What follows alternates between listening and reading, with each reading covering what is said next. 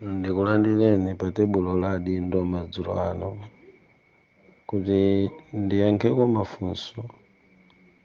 Pali funso limene m'bale wina anafunsa, tatenga nthawi yosayankha, koma munthu ameneyi anafunsa mafunso awiri nthawi imodzi. Funso loyamba anafunsa nkhani yokhuzana ndi magemu amene amakhala pa foni, pamene funso lachiwiri anafunsa nkhani yokhuzana ndi maenje a midima, koma iye anatengapo dzenje la manda. Kotero mundilole kuti ndiyambe kumuyankha ndi funso limodzi loyambirira la gemu, kuti kodi gemu chani. Iye pofunsa anali kunyumba amakonda gemu. Nthawi zonse mukaona afasa ndikuti amapita pa gemu. Magemu apafoni aja osati okhuzana ndi juga ayi, koma kungoyenda basi magemu.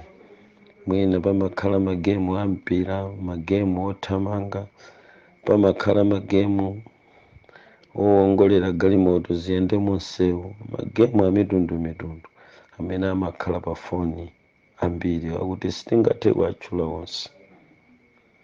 Koma ananena kuti mkaziyo nthawi imasowa yopangira zina, akangomaliza ngati akwanitse kugwira ntchito ina, nthawi zonse mukamuona ali phe amakhala kuti ali pa gemu.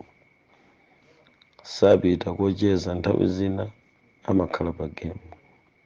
Funso linali pakuti kodi gemu zimenezi zimene timayenda zapafoni zili nchilichonse pamaso pa Satana? Ndiye mukufuna kuyankha kuyoke kwa munthu amene mwina adagwirapo ntchitoyi kapena kuyidziwapo mwambali iyi kapena inayi. Ndiye mukufuna yankho. Zoona ine siwoziwa zonse, koma mwina ndimangokondwa kuti mukamandifunsa mumandifunsa mbali yanga kuti mfotokoze mbali ya kumene ine ndakhalako kapena kugwirako ntchito kapena kukhala ndi chidziwitso, ndiye ndimayankha mbali yangayo. Ndiye mbali imeneyi pokuyankhani ndiyankha kuti gemu imene imapezeka mu mafoni amene timagwirisa ntchito, gemuzo amene adayika si anthu opemphera, sizinayikidwe pa chifuniro cha Mulungu, koma zinayikidwa pa chifuniro cha dziko lapansi. Ndiye chilichonse chimene maziko ake ndi dziko, nthawi zambiri chimatha kumutsogolera munthu chinthucho ku uchimo. Pamenepa mundimvese, zinthu zimene zimayambika ku dziko lapansi zimatha kumtsogolera munthu ku uchimo. Kuyankhaku ndibwereze chichewa chimavuta kumva. Ndikunena kuti zinthu zimene zimakonzedwa kuchoka ku dziko lapansi nthawi zina zimatha kumtsogolera munthu ku uchimo. Pamenepa ndikutanthauza kuti chinthu china chikhoza kupangidwa ku dziko lapansi, chinthucho pachokha si tchimo munthu pochichita, koma akayamba kuchichita chimakhala ndi kuthekera kwakukulu komperekeza munthu kukakhala wochimwa. Pamenepo ndiye kuti tikufotokozera kuti gemu ndi zipangizo zimene zingakuthandizireni ku chifoko cha chikhulupiriro pamaso pa Mulungu. Chifukwa chake nchani? Bible limatifotokozera ife zakuti uzikonda Mulungu ndi mtima wako wonse, ndi maganizo ako onse, ndi nzeru zako zonse. Bible limati muzikonda Mulungu ndi mtima wanu wonse, ndi nzeru zanu zonse, komanso amawonjezera kuti ndi mphamvu zako zonse. Now, akalengedwa munthu ku dziko lapansi, zinthu ziwiri, mphamvu komanso nzeru, zinayikizidwa kuti zimenezi 99% zipange za Mulungu, 1% igwira ntchito zimene angakwanitse. Nawo mphamvu, nzeru komanso luntha lakumpembedza mulungu limene timapatsidwa ife anthu, timapatsidwa kuti tikachite nalo mwa nzeru. Pamene okonza zinthu ngati magemu amazikonza ku dziko lapansi, cholinga chawo choyamba chinali kuba nthawi ya munthu, kapena ndinene kuti kuba nzeru za munthu ndi kuba mphamvu za munthu ku dziko lapansi, mphamvu zopembedzera mulungu, nzeru zopembedzera mulungu. Nawo ataona kuti munthu tingamtenge bwanji based on satanic, munthu tingamtenge bwanji kumchotsa pakulingalira kwa mulungu. Mawu a mulungu ku buku la Yoswa chapter number 8 akuti, Yoswa, paliponse pamene phazi lako lidzaponda ndakupasa. Ndi akunena kuti buku ili la chilamulo ndakupatsa ulingiriremo usiku ndi usana. Zizi mulungu anaziyika kuti zikhale m'mutu mwa munthu, kuja kuli nzeru kumene kumachoka kuganizira, kumene kumachoka kulingalira. Bible likuti uzikonda mulungu ndi mtima wako wonse, ndi mphamvu zako zonse, ndi nzeru zako zonse. Nawo pokhala kuti kumeneku ndi kulikulu kumene kumachoka nzeru zolingalira kwa mulungu, mphamvu zolingalira kwa mulungu, Satana mdierekezi anayika chipangizo ku dziko lapansi icho kapena chinachi kuti chikamchotse munthu kukulingalira pamaso pa mulungu. Kotero kuti tingachite bwanji kuti nzeru za munthu zimene Bible likuti ndakupasa buku la chilamulo kuti ukaliwerenga uzilingaliramo. Mumve mpingo wa mulungu, adamulenga munthu adampasa buku la chilamulo kuti limenelo azilingaliramo. Nawo gemu inabwera kudzapanga counterfeit, kudzagonjetsa kulingalira kumene munthu amakhala nako pa malemba, kunchotsa pakulingalira pa malemba akayambe kulingalira pamene galimoto ikuthamangira pa kompyuta kuti isaphonye nsewu, kukakuyikirani mmene mungaonerere zinthu zimene amaziyika pa gemu paja. Na utamverani, gemu simachitika ndi manja, gemu imachoka ku ubongo. Munthu amene ali best kuyenda magemu ndikuti amakhalanso munthu oganiza. Gemu timayendera kuganiza, ndi ubongo umene umayenera kugwira ntchito yokalingalira malemba a mulungu. Ndi ubongo uja umakachoka ku malemba a mulungu ndi kupita tsopano kukayamba kulingalira pamene angayendere gemu ija, ndikuti nzeru zachoka kwa mulungu zabwera ku gemu. Ndiye kuchipembedzo chimenechi cha Satana mdierekezi amabwera ndikudzatipasa dzina limene amayikirako upangiri umene umayenda ku dziko lapansi kwa anzeru odziwa tekinoloji amene amapanga magemu kuyika pa foni. Ndi kakalabu, kakalabuka amakatcha kuti size symbolism. M'malo mwake size iyo mukayika size ku chipembedzo cha Satana mukampititsa ku malemba amamutcha kuti 53, ndi amamutcha kuti 53 gemu kapena 53 symboling. Ndiye mgulu limene lila 53 symboling ndi mmene mumachoka ma genius othandizidwa ndi mdierekezi amene amakayika magemu m'makompyuta komanso kukayika magemu m'mafoni. 53 symboling ndi gulu limene ntchito yake ndi kugawako nzeru za munthu pakulingalira chinthu chimodzimodzi ayambe kulingalira chinthu china. Nawo pakuti mulungu wanena kuti tidzilingalira usiku ndi usana, buku la chilamulo watipatsa. Ndi chimene Satana amachita ku gemu ndi kulanda buku la chilamulo ndi kukupasani foni kuti mudzilingaliramo usiku ndi usana. Mukaliona dziko kuti lidapotoka lidasiya kulingalira m'malemba, sopano timalingalira za pafoni. Ndiye gemu ndi chipangizo chimene chimakalimbana ndi chimene Mulungu adayika kwa munthu. Ngakhale kwa mtumiki wake Yoswa akuti buku ili la chilamulo ndakupasa lisachoke pakamwa pako, ulilingalire usiku ndi usana. Olemba buku la Masalimu akuti uzikonda Mulungu ndi mphamvu zako zonse ndi nzeru zako zonse. Nalonso buku la Exodo likunena chimozimozi. Now, kuchokera mukulingalira ndi mmene Satana amachotseramo maganizo abwino ndi kuyika maganizo oyipa, kuti chikhristu chathu chikafike povuta chimavuta kuchoka ku malingaliro.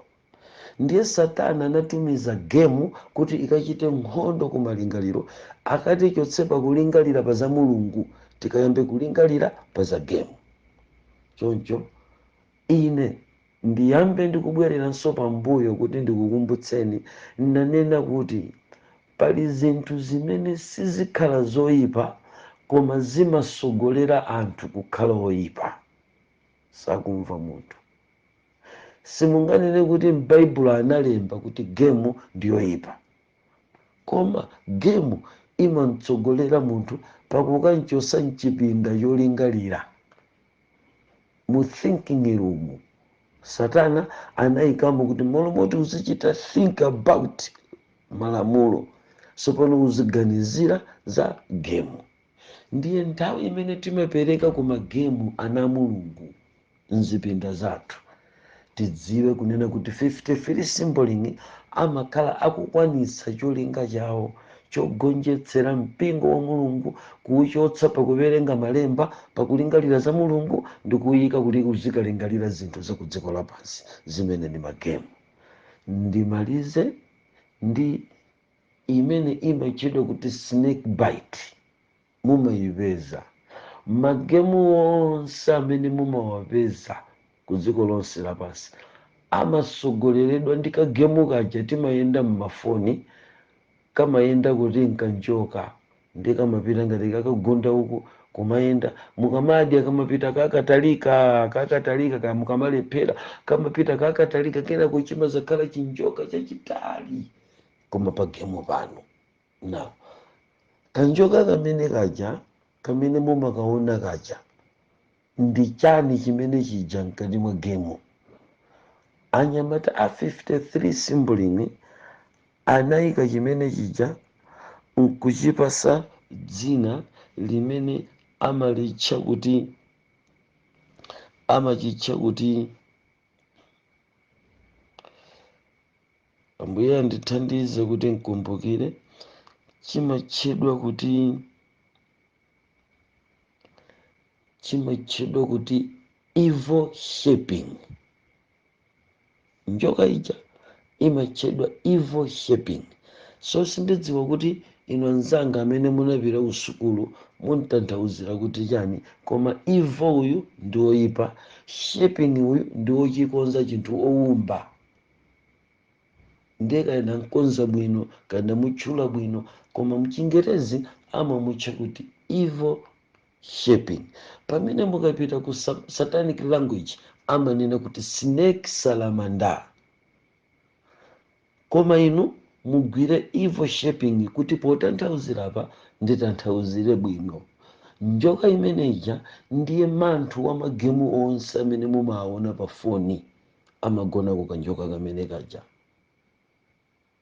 salamander kapena kuti evil shaping, kanjoka kaja. Kotero kuti kamatsogolera kumuchita shepi munthu kuti akhale oyipa, mwa njira ina achoke kumalemba. Ndiye kayangofatsa, kaya sazicheza munthu, kaya gemu imanchosa maganizo, koma chachikulu imakhala ikumpanga divide, kuntalikitsira nthawi yowerenga Bible, nthawi yolingalira malemba, kuti akalingalire za gemu. Kotero kuti ngati akazi anu undifunsa funso akupezeka kuti mkazi amayenda gemu, akufunika deliverance, akufunika mapemphero. Mwazuzule, mwapempherere, mwatumizire vanthu ngati zikukukanikani akakambe nawo akumpingo kuti achoke kuchikhalidwe cha gemu. Akadakhala mwana nkananena kuti mungomulanda foniyo, chifukwa gemu imafika pa addicted.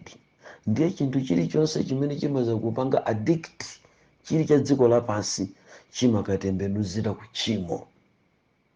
Choncho ambiri mmaona amayenda magemu amakhala kuti ali addicted ku magemu.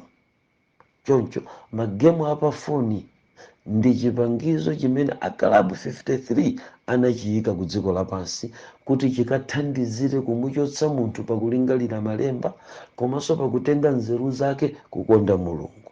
Uzikonda mulungu ndi mtima wako wonse ndi nzeru zako zonse. Now ngati nzeru ija mukuyigawana kuchoka kumasewera mwaphika mwatha mwangokhala m'malo molingalira malemba kumapemphera kapena kumawerenga Bible, mwatenga gemu nkumaona njoka zikudyana, pali nzeru ngati?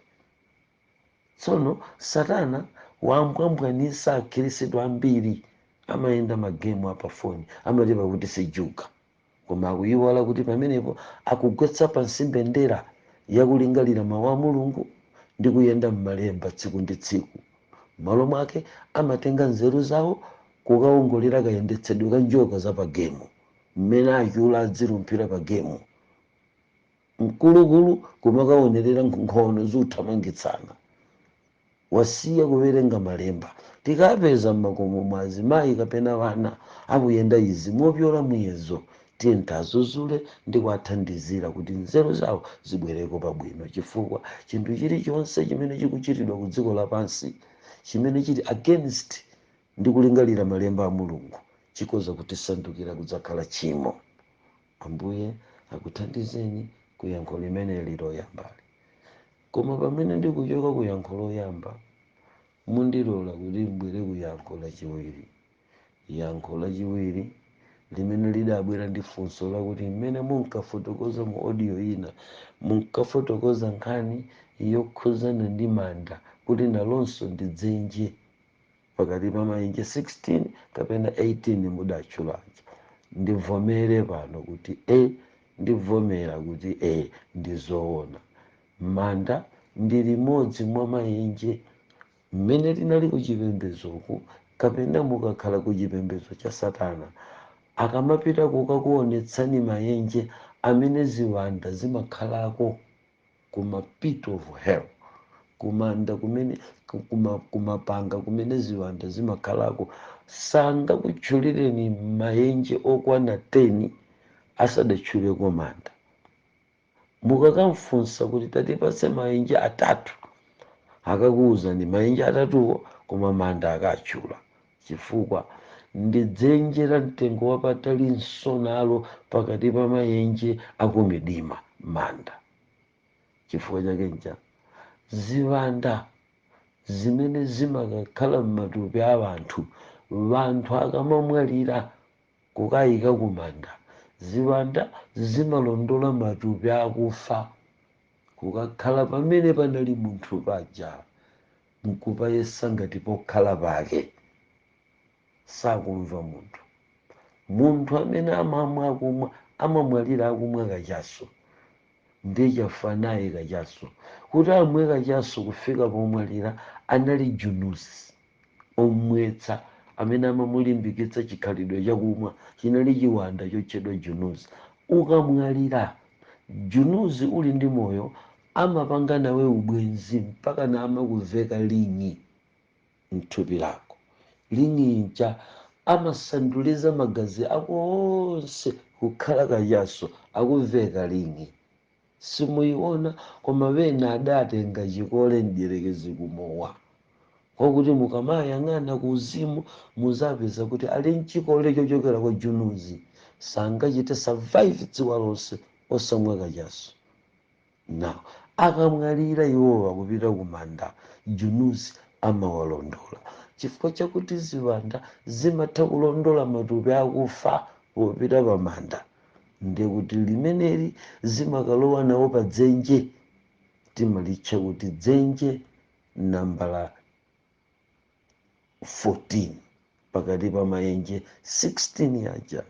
Now koma mungayike nambala 1 kapena 14 kapena pati, koma poyala maenje manambala amaenje mmene adayalira m'mabuku aziwanda sanatsatire kuti nambala 1 ndilo opsa kwambiri, ayi anangolemba choncho.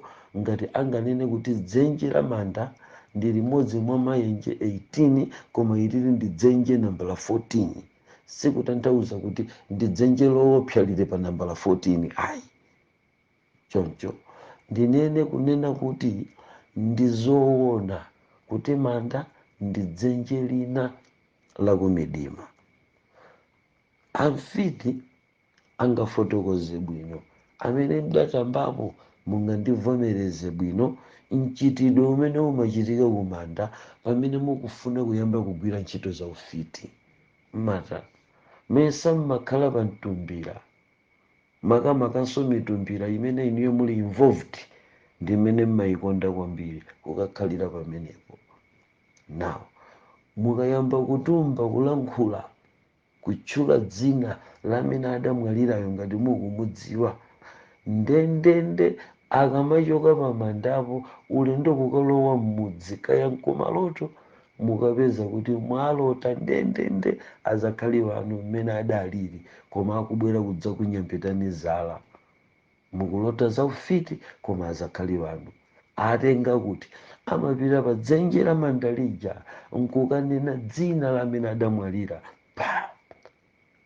pamakhala kuuka. Chinsinsi chake nchimene mukachipeze Samueli ndi anzache kuphatikizapo wamasenga wa ku Endori. M'Baibulo mukayipeza nkhani imeneyi kuti vanthu amakwanitsa ngakhale masiku akale kwautsira akufawo koma zili ziwanda. Tsono dziwani kuti izi zimayenda chonchi. Tamverani, mukapita m'mamidzi pali vanthu amene amamwalira atazipereka nsembe kuziwanda, amafika poti akamwalira amazadzuka chinthu muuka chidzuke chinyama kaya mkango. Ife kwathu nthawi ina tili achichepere chama 1982-83 kudauka fisi, kudauka mkango. Amayi wanga anandidzusa pakati pa usiku kwathu, mwanangu jimuchi nkuchipika na chili pasacho.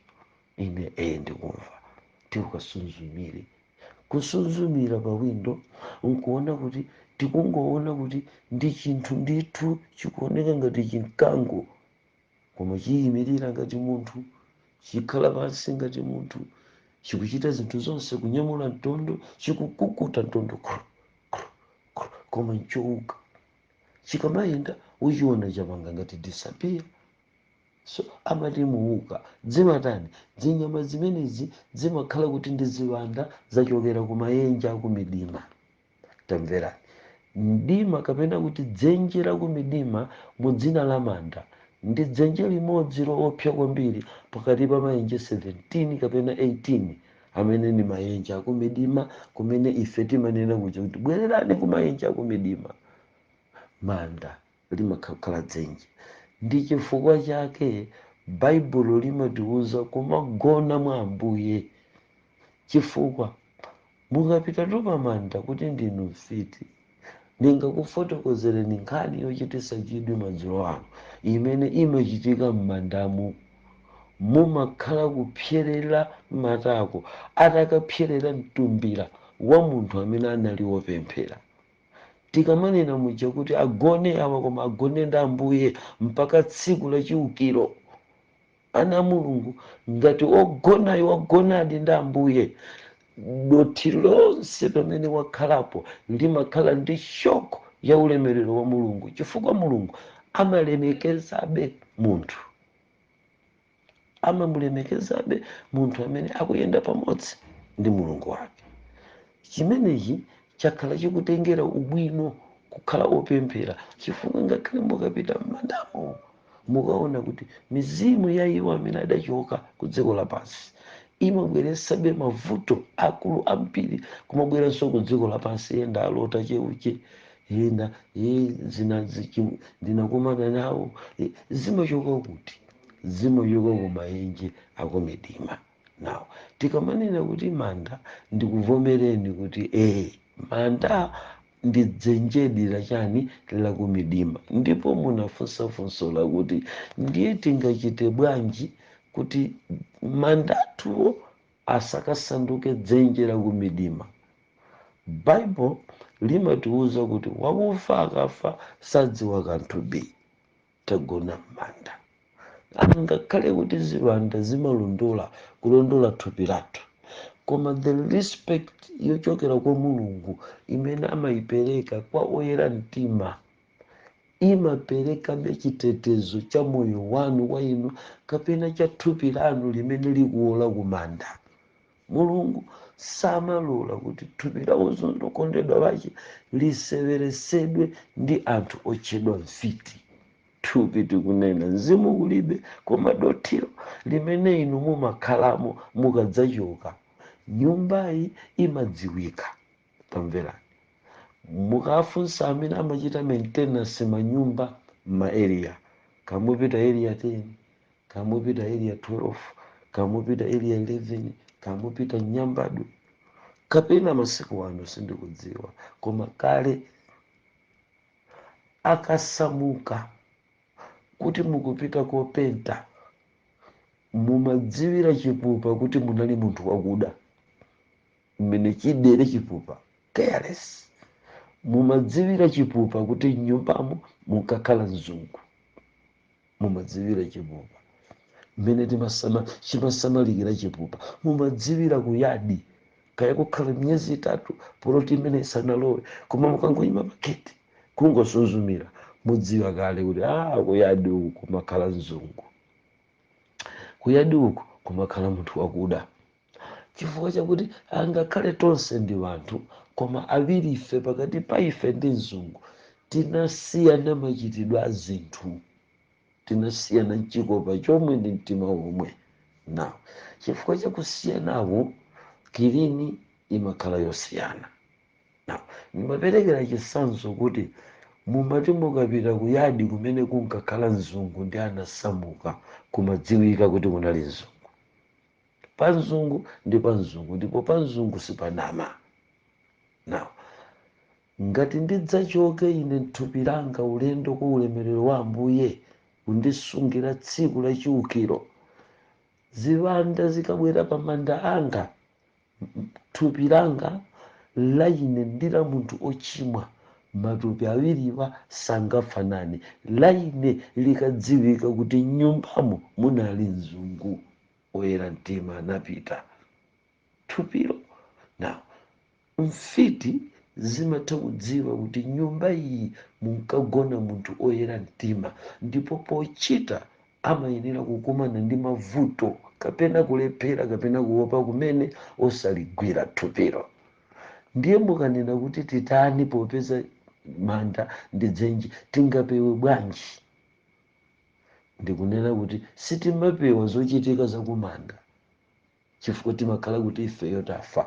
Munthu akamwalira palibe kalikonse kamene angazikonzere yekha. Kukonza kwa mavuto ena amene angapezeke ndi kukhala munthu oyera mtima, kuti pamene ukumwalira kapena kugona, ugone uli oyera mtima, ndikuti mathana nalo vuto limenelo. Ndipitirire kufotokoza kuti dzenje la manda ndi dzenje ndithu, ndipo limene licha ndi limodzi mwa mayenje akumidima. Tiyenera kusamalira kwambiri pamene akhristu tikuonekeredwa maliro pa nkhani ya nkhata ndi maluwa ku mayenje aja. Mind you, be careful. Ambuye akuthandizeni mpaka tsiku limenelo. Amen.